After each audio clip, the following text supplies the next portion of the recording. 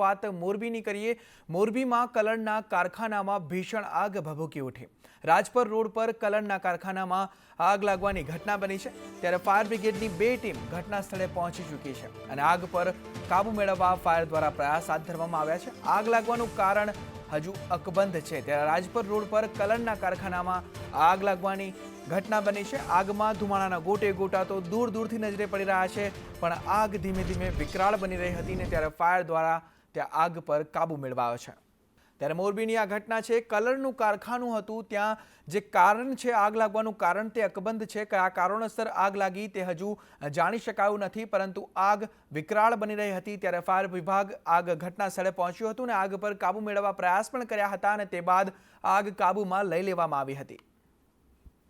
દ્વારકાની ગોમતી નદીમાં નહાવા પર પ્રતિબંધ મૂકવામાં આવ્યો। ડૂબવાની ઘટના સામે આવી હતી। 7 લોકો દ્વારકાની ગોમતી નદીમાં ડૂબી ગયા હતા અને તે બાદ ડૂબવાની ઘટના બાદ નદીમાં નહાવા પર પ્રતિબંધ મૂકવામાં આવ્યો છે। જિલ્લા કલેક્ટર દ્વારા આ પ્રતિબંધ લગાવવામાં આવ્યો છે। લોકોને ગોમતી ઘાટથી દૂર રહેવા આ પ્રતિબંધ મૂકવામાં આવ્યો છે અને જે લોકો ત્યાં હાજર હતા તેને પણ ગોમતી ઘાટથી દૂર કરવામાં આવ્યા છે। યાત્રિકોના નહાવા પર પ્રતિબંધ હવે લગાવાઈ ગયો છે, ત્યારે ગોમતી ઘાટ પર ચુસ્ત બંદોબસ્ત પણ ગોઠવવામાં આવ્યો છે કે પ્રતિબંધ હોવા છતાં કોઈ યાત્રિકો કે કોઈ પણ ત્યાંનું સ્થાનિક હોય તે ગોમતી નદીમાં ના જાય તે માટે ગોમતી ઘાટ પર ચુસ્ત બંદોબસ્ત પણ ગોઠવાયો છે।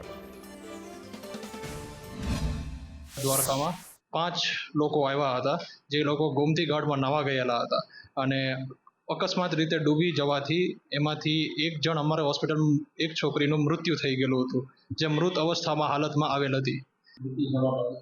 એ પાણી નદીનું પાણી ફેફસામાં ગળી જવાથી અમારા હોસ્પિટલ મૃત અવસ્થામાં આવેલા હતા। આમાં 5 દીકરીઓ જામનગરના રહેવાસી જણાવવામાં આવે છે। મૃતકનું નામ છે ભાગેશ્વરી વાઢેર। યાત્રાધામ અને ખાસ કરીને ગોમતી નદીની વાત કરવામાં આવે તો ગોમતી નદી છે, ત્યાં અવારનવાર યાત્રિકો અંદર નાહવા જતા હોય છે અને હાલમાં જે ભારે કરંટની વચ્ચે ક્યાંક ને ક્યાંક લોકોના નાહવા અને ડૂબી જવાથી મૃત્યુ થતા હોય છે, ત્યારે કિસ્સો સામે આવ્યો છે। 7 લોકો જે અંદર નાહવા ગયા હતા અને ડૂબી જવાથી આકસ્મિક એમને દ્વારકા નગરપાલિકાની જે ફાયર રેસ્ક્યુની બોટ દ્વારા અને એક ઊંટ સવાર દ્વારા બહાર કાઢી લેવામાં આવી અને ક્યાંક ને ક્યાંક એને હોસ્પિટલ દ્વારા ખસેડવામાં આવ્યા હતા। ત્યારે હું વાત કરીશ કે જે આ બાળકી હતી તેમનું હોસ્પિટલે સારવાર દરમિયાન જે મૃત્યુ થયું છે અને હાલમાં આપ જોઈ શકો છો કે જિલ્લા કલેક્ટરની સૂચના મુજબ ગોમતી ઘાટ બિલકુલ સુમસામ હાલતમાં જોવા મળી રહ્યું છે કે યાત્રિકો હતા તેમને ગોમતી ઘાટ ઉપર અને નાવા ઉપરનો હાલમાં જે તાત્કાલિક નિર્ણય લેવામાં આવ્યો છે કે એક પણ યાત્રિક આ ગોમતી ઘાટ ઉપર ના આવવા જોઈએ અને નદીની અંદર નાવા પણ ન જવું જોઈએ। હાલમાં આપ જોઈ શકો છો કે સિક્યુરિટી ગાર્ડ જે છે તેમને તૈનાત કરી દેવામાં આવ્યા છે અને યાત્રિકોને એક પણ ઘાટ ઉપર અહીં આવવાની બિલકુલ મનાઈ કરી દેવામાં આવી છે, કેમ કે આ ગોમતી નદી છે, હાલમાં દરિયા અને ગોમતી ઘાટમાં જે કરંટ હોય અને લોકો ક્યાંક ને ક્યાંક ઘટનામાં મૃત્યુ પામતા હોય છે, ત્યારે ખાસ કરીને જે જિલ્લા વહીવટી તંત્ર દ્વારા એક નિર્ણય લેવામાં આવ્યો છે તાત્કાલિક ધોરણે કે ગોમતી ઘાટ ઉપર એક પણ યાત્રિક છે તેમને હાલમાં આવા નહીં દેવો અને નહીં દેવાની સૂચના છે અને ગોમતીની અંદર નાવા પણ ન જવા દેવાની અને તંત્ર દ્વારા આજે ખડે પગે જે લોકો છે સિક્યુરિટી ગાર્ડ તેમને તૈનાત કરવામાં આવ્યા છે। અનિલ લાલ, સંદેશ ન્યૂઝ, દ્વારકા। આ તરફ બાવળા ચાંગોદર હાઈવે પર ગમખ્વાર અકસ્માત સર્જાયો। ટ્રક પાછળ કાર ઘૂસી જતા આ ગમખ્વાર અકસ્માત સર્જાયો હતો। આ અકસ્માતમાં એક મહિલાનું મોત નીપજ્યું છે, જ્યારે 4 લોકો ગંભીર રીતે ઘાયલ થયા છે। ઊભી રહેલી ટ્રક પાછળ કાર ઘૂસી ગઈ હતી। ચાંગોદર પોલીસે વધુ તપાસ હાથ ધરી છે।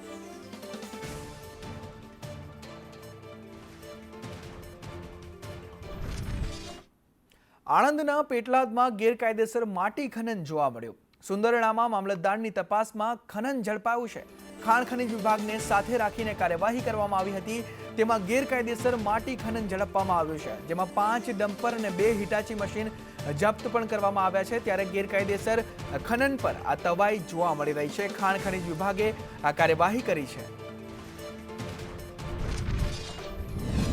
સુદાણા ગામના સર્વે નંબર 935 તળાવ સદનની જમીનમાં ગેરકાયદેસર માટીનું ખનન થવાની હોવાની ફરિયાદ મળતા અમે અમારી ટીમ દ્વારા તપાસ કરવામાં આવેલી। ત્યારબાદ ભૂસ્તરશાસ્ત્રીની ટીમ પણ અત્યારે ઉપસ્થિત રહેલી અને તપાસ દરમિયાન ગેરકાયદેસર માટીનું ખનન હોવાનું ધ્યાને આવતા 5 ડમ્પર અને 2 હિટાચી સીઝ કરેલાનું કાર્યવાહી કરેલી છે આજે। આ તરફ અમરેલીમાં રેશનિંગનો શંકાસ્પદ જથ્થો ઝડપાયો છે। ખાંભા તાલુકાના ડેડાળ ગામેથી આ જથ્થાને ઝડપવામાં આવ્યો છે। ઘઉં, ચોખા સહિતનો શંકાસ્પદ જથ્થો ઝડપાયો છે। હીરાભાઈની વાડીમાંથી શંકાસ્પદ ઘઉં, ચોખા અને તેનો જથ્થો જે છે તે ઝડપવામાં આવ્યો છે. 250 કિલો ઘઉં અને 644 કિલો ચોખાનો જથ્થો જપ્ત કરવામાં આવ્યો છે. ગેરકાયદેસર રેશનિંગનો જથ્થો વિસાવદર જતો હતો ત્યારે આ કાર્યવાહી કરવામાં આવી અને હીરાભાઈની વાડીમાંથી આ ઘઉં અને ચોખાનો શંકાસ્પદ જથ્થો ઝડપાયો છે. જે ઈટુનો ભઠ્ઠો ચલાવતો હોય તેમાં આવેલ એક ઓરડીમાં ઘઉં તથા ચોખાની ગુણો જે ફેરી મારી અને ગામેથી ઉઘરાવી અને ત્યાં જથ્થો સંગ્રહ કર્યાની બાતમી મળતા તે અંગે અમો તપાસ કરતા ત્યાંથી કુલ ઘઉં 250 કિલોગ્રામ તથા ચોખા 644 ગ્રામ બિનકાયદેસર ગેરરીતિ કરી અને સંગ્રહ કરેલાની બાતમી આધારેથી જથ્થો પકડાયેલ છે. તો રથયાત્રાને લઈ એએમસીએ મહત્વનો નિર્ણય કર્યો છે. રથયાત્રાના રૂટ પર ભયજનક મકાનો અંગે આ નિર્ણય કરવામાં આવ્યો છે. જે ભયજનક મકાનો હશે તે મકાનો ઉપર પોલીસ અને મહાનગરપાલિકાના કર્મચારીઓ હાજર રહેશે. લિસ્ટેડ મકાનો પર સ્ટાફ ડેપ્યુટ કરવા આ નિર્ણય કરવામાં આવ્યો છે. જર્જરિત મકાનોને એએમસી નોટિસ પણ આપી રહી છે. ત્યારે રથયાત્રા આવી રહી છે તેને લઈ એએમસીએ આ નિર્ણય લીધો છે કે જે જર્જરિત મકાનો હશે ત્યાં એએમસીના મનપાના કર્મચારી અને પોલીસ હાજર રહેશે. ભયજનક મકાનોનો સર્વેસ કરવામાં આવ્યો છે. આવા જે ભયજનક મકાનો હશે તેની ઉતારવાની કામગીરી પણ ચાલુ છે.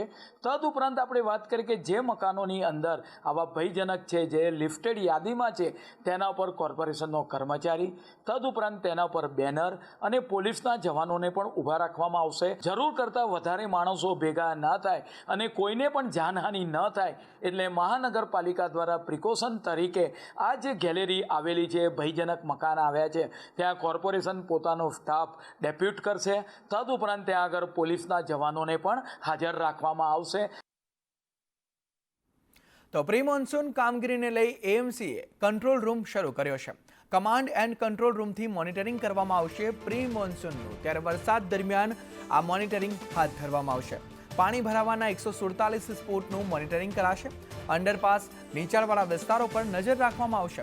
407 સ્થળોએ 1247 સીસીટીવીથી આ મોનિટરિંગ હાથ ધરવામાં આવશે.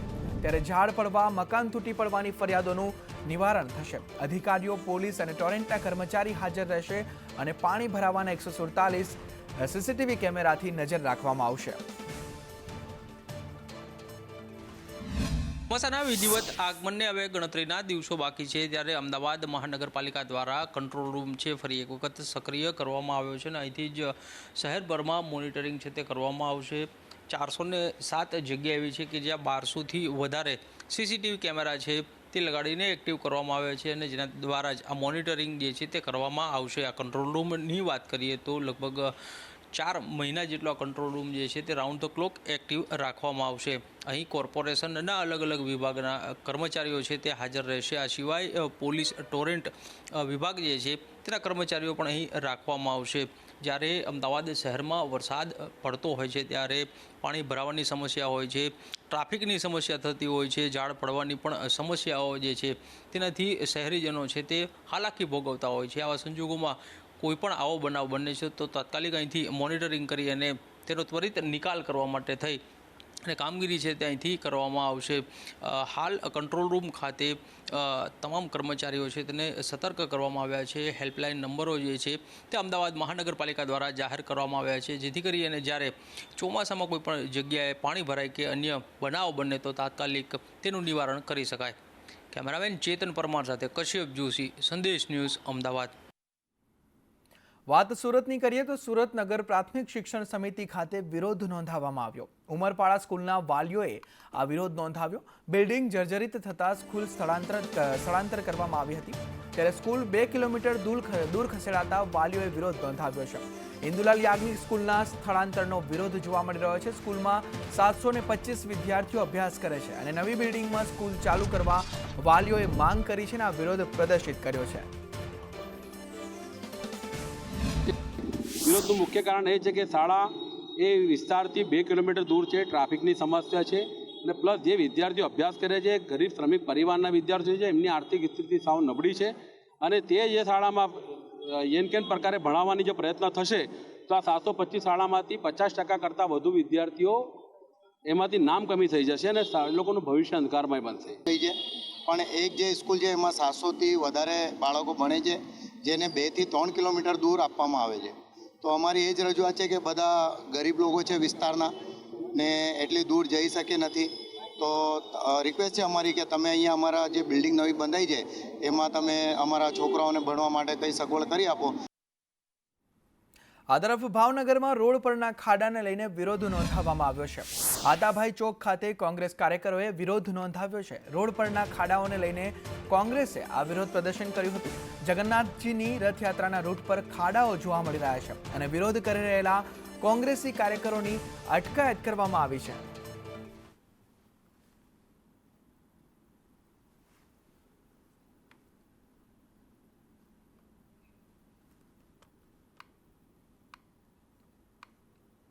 વાત વડોદરાની કરીએ તો વડોદરામાં રોડના કામથી લોકો મુશ્કેલીમાં મુકાયા છે.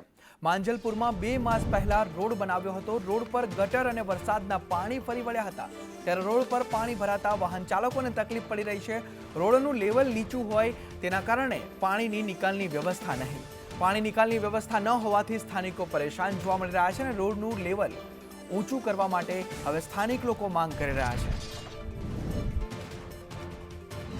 વડોદરા શહેરના માજલપુર વિસ્તારની અંદર આવેલ બાલાજી પાર્ટી પ્લોટ, જ્યાંથી મુજમોડા તરફ જવાનો રસ્તો પડે છે ને માજલપુર ફાટક તરફ જોવાય છે. આ બંને રસ્તા ઉપર વચ્ચોવચ્ચ જે રસ્તો હતો એ પ્રાઇવેટ ખાનગી માલિકીનો હતો. કોર્ટ વિવાદ ચાલી રહ્યો હતો. આ વિવાદનો અંત તો આવી ગયો, પરંતુ દર વર્ષે અહીંયા પાણી ભરાતા પારાવાર મુશ્કેલીનો સામનો થતો હતો. લોકોને બહાર નીકળવું, ઘરની બહાર નીકળવું મુશ્કેલ પડતું હતું. આ રોડની અંદર કોઈને કોઈ દ્વારા ખામી છે. આ રોડની અંદર જે મેનહોલ છે તે રોડ લેવલ કરતાં ઉપર છે, જેના કારણે પાણીનો જે નિકાલ થવો જોઈએ યોગ્ય પ્રમાણમાં થતો નથી. તેનું આ પરિણામ છે. હજુ 2 મહિના થયા છે રોડ બનાવે, અને બે જ મહિનાની અંદર જો આ પરિસ્થિતિ હોય તો વિચારી શકાય છે કે આગામી સમયની અંદર આ રોડની શું પરિસ્થિતિ થશે. સ્થાનિકોને આવવા જવામાં બહુ તકલીફ પડે છે. છેલ્લા 15-20 દિવસથી આ જ પોઝિશન છે. કોઈ પરિસ્થિતિનું નિરાકરણ આવતું નથી અને જે કરવું જોઈએ એ કરતા નથી. આઈને ખાલી વાતાઓ કરીને જતા રહે છે કોર્પોરેશનવાળા. ચોમાસામાં આનાથી 10 ગણું પાણી ઉભરાશે અને બધી દુકાનોમાં પાણી ભરાશે. એટલે આ બધું જતે દિવસે સરકારને તકલીફ પડવાની. હવે સરકારને બધું આપવું પડે, એ સરકાર ટાઈમે આપતી નથી. નવો રોડ એટલે રોડ જ બનાવ્યા હતા ને, થીગડા મારી લો કેવા પ્રમાણે. બીજું કાંઈ હતું કે ખબર હોય કે પાણી ભરાય છે, અહીંયા છે, સામેનો રોડ ઉપર છે, આ બધો ઢાળમાં રોડ બનાવ્યો છે. એટલે વહીવટી તંત્રનો શું છે કે શું કરવું છે એ લોકોને નથી ખબર. અને મેઇન વસ્તુ તો શું છે કે અમારે તો અહીંયા ખાડો ભરાય છે, ઓલી બાજુ ને ઓલી બાજુ ખાડો છે. એટલે અમારે તો બંને વસ્તુ પરિસ્થિતિ પૂર જેવી જ છે. વગર પૂરે તે પરિસ્થિતિ પૂર જેવી જ છે. ત્યારે આગામી દિવસોની અંદર સત્તાધીશો અને શાસકો બંને જાગૃત થવાની જરૂર છે. રોડ લેવલ ઊંચું લાઈન, જે ડ્રેનેજ લાઈન જે અથવા તો પાણીના નિકાલની વ્યવસ્થા કરવાની જે વ્યવસ્થિત કરે તેવી માંગ કરી રહ્યા છે. હિરેન મોદી, સંદેશ ન્યૂઝ, વડોદરા. જૂનાગઢમાં યુવકે મહંતને માર માર્યો છે. ગિરનાર ભરતવનની જગ્યાના મહંતને માર મારવામાં આવ્યો છે. વિઠ્ઠલદાસ બાપુ ગુરુ રામદાસને માર માર્યો છે. માર મારીને 35,000 રોકડા અને મોબાઈલ લઈને યુવક ફરાર થઈ ગયો છે. ચોટીલાના દિનેશ નામના શખ્સે આ માર માર્યો છે. ઈજાગ્રસ્ત મહંતને હોસ્પિટલમાં દાખલ કરવામાં આવ્યા છે અને આ મુદ્દે પોલીસે પણ વધુ તપાસ હવે હાથ ધરી છે.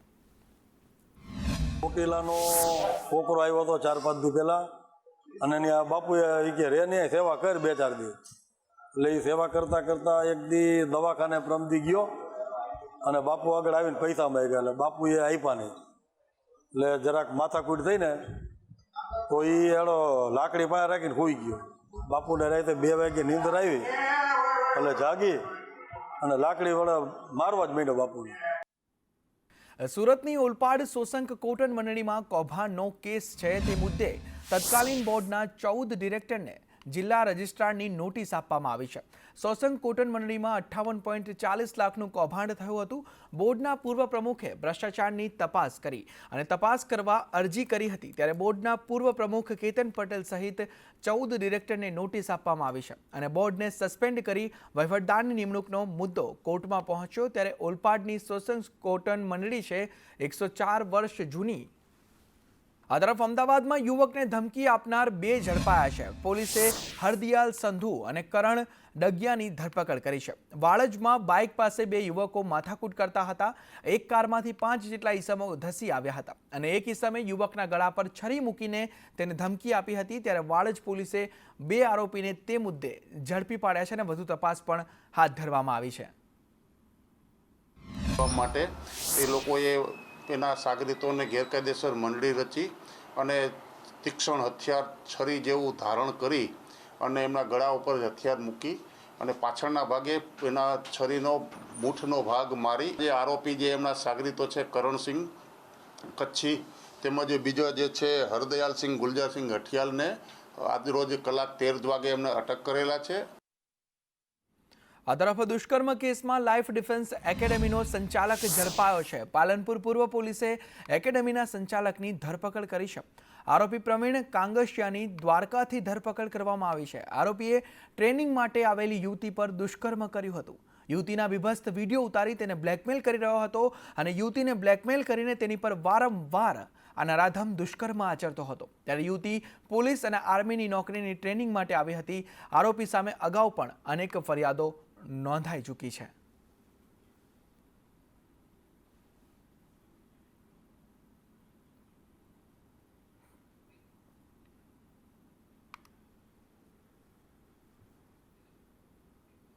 આ તરફ અમરેલીના ખાંભામાં 25 વર્ષ અગાઉ 1.5 કરોડના ખર્ચે બનેલા બસ સ્ટેશન શોભાના ગાંઠિયા સમાન સાબિત થઈ રહ્યા છે. બસ સ્ટેશન તૈયાર હોવા છતાં તેના લોકાર્પણ માટે એસટી તંત્ર કયા મુહૂર્તની રાહ જોઈ રહ્યા છે તે ખબર જ નથી. ખાંભા 57 ગામનો તાલુકો છે. ત્યારે એસટી બસ સ્ટેશન બંધ હોવાના કારણે જૂના બસ સ્ટેન્ડમાં ટ્રાફિકની સમસ્યાઓ કાયમી બની છે. તો ખાંભા તાલુકો 2 વિધાનસભામાં વહેંચાયેલો છે અને 2 ધારાસભ્ય હોવા છતાં પણ લોકાર્પણની રાહ જોતું એસટી બસ સ્ટેશન હવે ખંડેર હાલતમાં ફેરવાઈ ગયું છે. છેલ્લા 25 વર્ષથી આ ડેપોનું બિલ્ડિંગ તૈયાર થઈ ગયું છે. કયા કારણોસર ચાલુ કરવામાં નથી આવતું એ પણ ખબર નથી પડતી. ખાંભા તાલુકો હજી પછાત છે. અહીં કોઈ પણ જાતનો ઉદ્યોગ નથી. ગામડાનું તમામ હટાણું ખાંભામાં હોય અને આ બસો જો ચાલુ થાય તો સુરત, અમદાવાદ, રાજકોટ, વડોદરા, મહુવા સુધીની બસો જો ચાલુ થાય તો લોકોની સુખ સુવિધા વધે. તેમજ ગાંધી ચોકની અંદર જે ટ્રાફિક છે એ ટ્રાફિક થાય છે તે બંધ થઈ જાય. માટે આ ડેપો વહેલામાં વહેલા કાર્યરત થાય એવી લોકોની લાગણી અને માગણી છે. કારણ ખાંભા ગામમાં 2001માં ડેપો બંધાણો છે. અંદાજે લોકો 1.5 કરોડના ખર્ચે બંધાણો છે. જનતાના પબ્લિકના પૈસાના આ ડેપો બંધાણો છે. 25 વર્ષથી બંધ હાલતમાં પડ્યો છે ડેપો બંધાણો. ત્યારે કોઈ પણ રાતને એમાં સુવિધા ઘટતી નહોતી.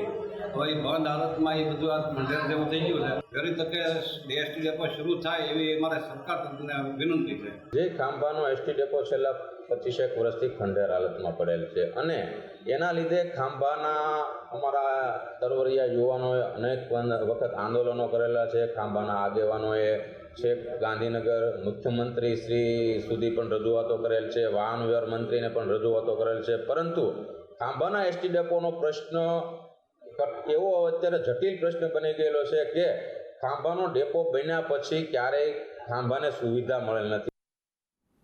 આ તરફ ડીસા પાલિકાએ પાણીની ચોરી કરતા લોકો સામે તવાઈ હાથ ધરી છે. 5 હોસ્પિટલ અને એક સોસાયટી દ્વારા પાઇપલાઇનમાંથી મંજૂરી વગર ગેરકાયદેસર પાણીની ચોરી કરતા લોકો સામે કડક કાર્યવાહી હાથ ધરી છે. પાલિકાની પાઇપલાઇનમાંથી કનેક્શન જોડી પાણીની ચોરી કરતા તંત્રએ નળ કનેક્શન કાપી કાર્યવાહી કરી.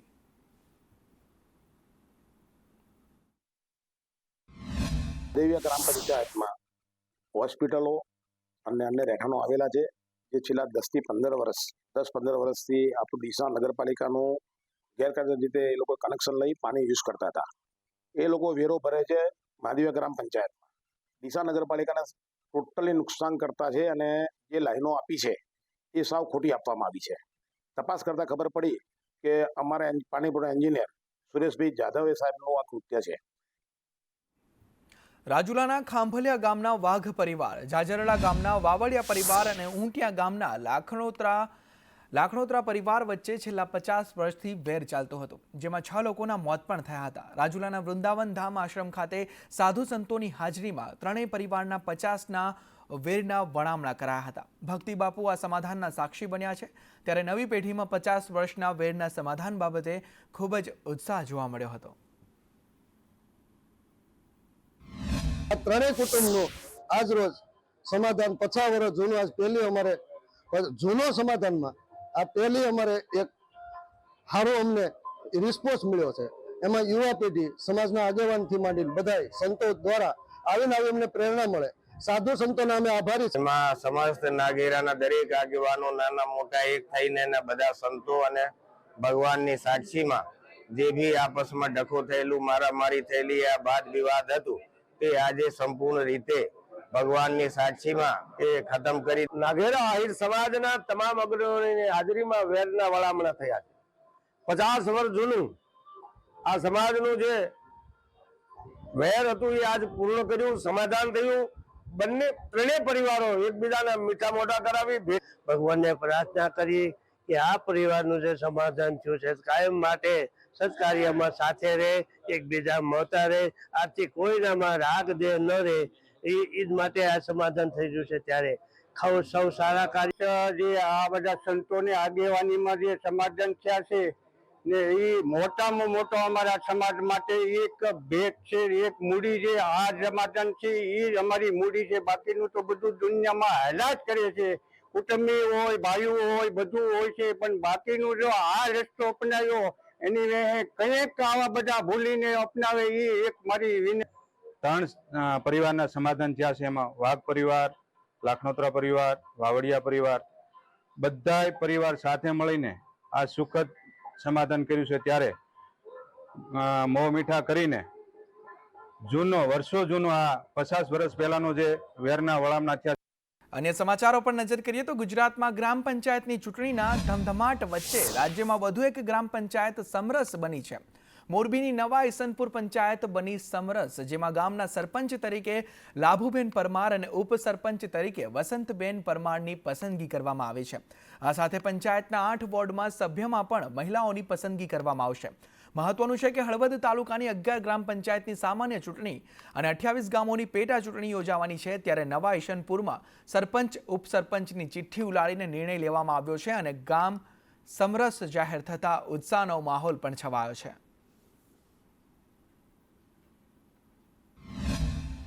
1 લાખ સભ્યો હતી, મહિલા દરેક રાખેલા છે અને દરેક કાર્યમાં અમે મહિલાને અગ્રતા આપવા માગીએ છીએ. એટલે આગળના જે કોઈ કામ હોય, પાણીના છે, રોડ રસ્તાના છે, એ દરેક સરપંચ જોડે અમે જોઈન્ટ થઈ અને એ કાર્યને અમે પૂર્ણ કરી શકશું. ગામમાં નવા કામ કરશું.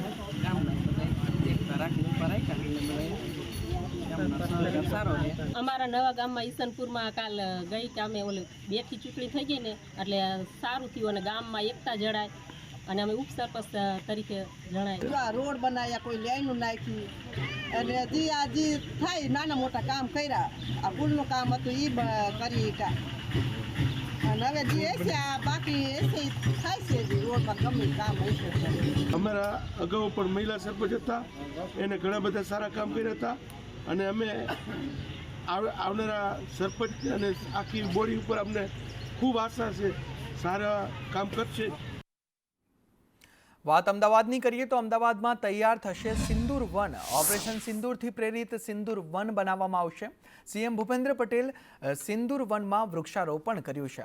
551 જેટલા સિંદૂરના છોડ રોપવામાં આવ્યા છે. જગતપુર બ્રિજ નજીક તૈયાર થશે સિંદૂર વન. મહાનગરપાલિકાના મિશન ફોર મિલિયન ટ્રીનો પ્રારંભ કરવામાં આવ્યો છે. સીએમ ભૂપેન્દ્ર પટેલે વૃક્ષારોપણ કર્યું છે.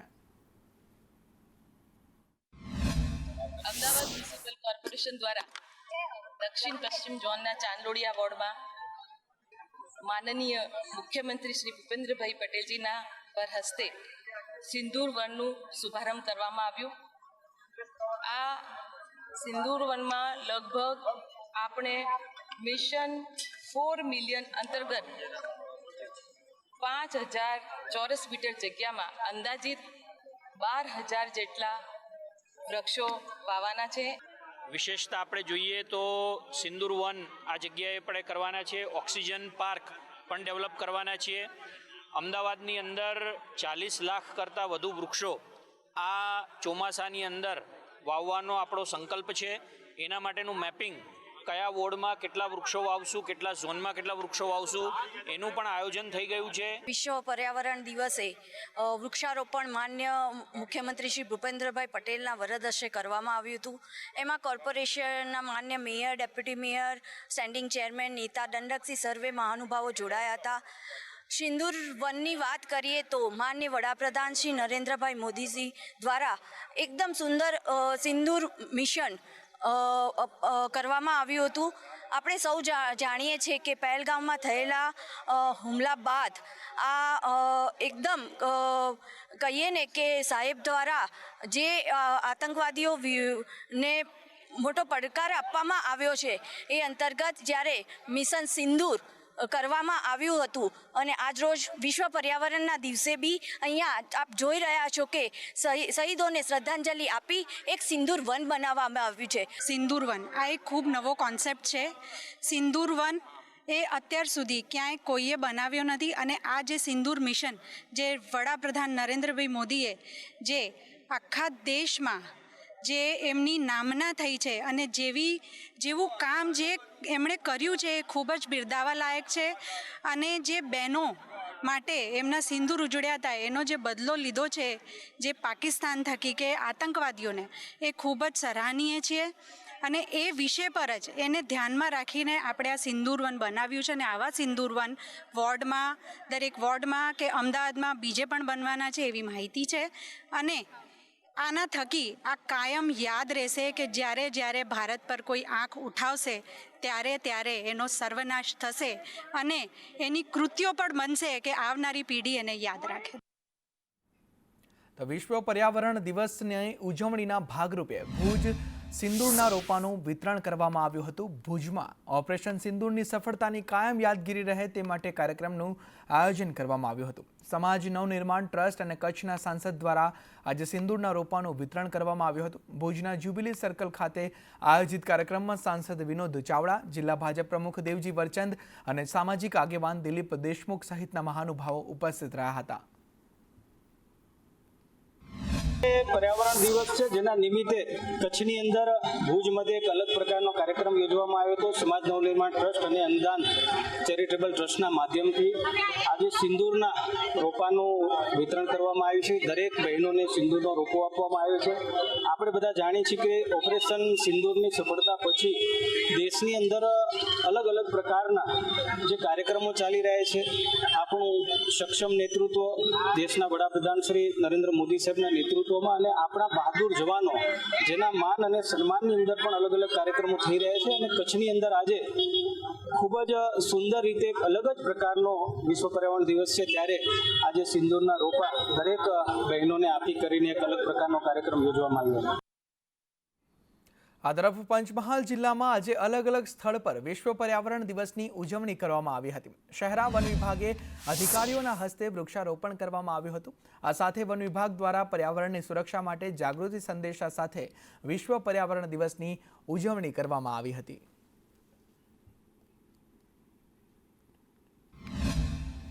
નિમિત્તે શહેરા તાલુકામાં શહેરા ગ્રામજનો, શહેરા તાલુકાના સંકલનના તમામ અધિકારીઓ સાથે રહી અને અલગ અલગ પ્રકારના 50 વર્ષ 100 વર્ષનું આયુષ્ય ધરાવતા એવા વૃક્ષોનું વાવેતર કરવામાં આવેલું અને દરેક વ્યક્તિને, આવેલા નાગરિકોને તમામને આજના વિશ્વ પર્યાવરણ દિવસ નિમિત્તે એક સંદેશ આપ્યો હતો કે દરેક પોતાની ફરજ પ્રમાણે ઘરે જઈ અને આજુબાજુના પાડોશમાં વિસ્તારમાં એક વૃક્ષ વાવશે. આ તરફ ઈડર સ્ટેટની ગાદી વિવેકા કુમારીને સોંપવામાં આવી છે. મહારાજા ગજેન્દ્રસિંહજીની પુત્રી વિવેકા કુમારીને ઈડર સ્ટેટની ગાદી સોંપવામાં આવી છે. વિવેકા કુમારી ઈડરના મહારાજાના પુત્રી છે. વિવેકા કુમારીએ યુકેની યુનિવર્સિટીમાં અભ્યાસ કર્યો છે અને હવે ઈડર સ્ટેટની ગાદી તેમને સોંપવામાં આવી છે.